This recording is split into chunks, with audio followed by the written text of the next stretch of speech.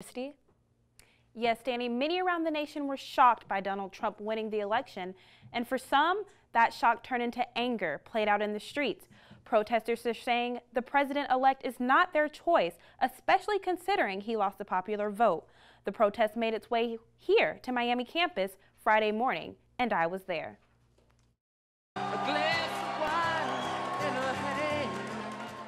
I say it is time for us to come together as one united people. However, many around the nation are exhibiting that they don't agree it is possible to unify under Trump, who they believe created a deep division during his campaign. And protesters are letting their resentment known throughout the streets, from New York to California, and more recently here at the University of Miami. Hundreds of students marched throughout the entire campus, where their voices rang out with chants denouncing Trump. Braylon Howard organized the movement because he was determined to restore the progressive energy his campus has always had. Wednesday morning at 9 a.m. and feeling just the tension in the air of depression and sadness across the university, just kind of like, it held something on my heart, speaking to students individually and just like hearing their stories or what they've seen like through other people. It made me want to do something to re-empower and reinvigorate the energy that the campus has, especially with all the individual minority affinity groups on campus. The dean of students was not opposed to his efforts.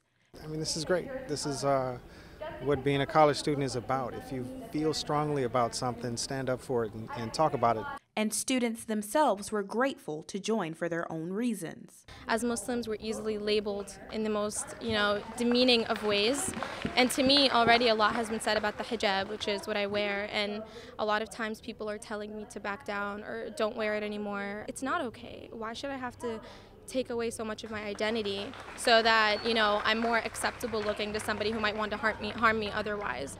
I recognize that I'm in a very privileged position of somebody who probably will not be as hurt by a Trump presidency as others, but I still want to come out here because I know there are people who are too scared to come out to this protest, and so I want to be their voice. Pence actively endorses conversion therapy, which is super scary. My parents have talked about that, and that terrifies me, and I think that having people like Pence in power are going to make more parents think that it's okay to send their kids there, and it's not okay.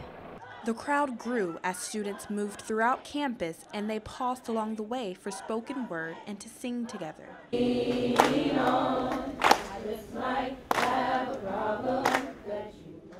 Finally stopping at a popular open space on campus called The Rock.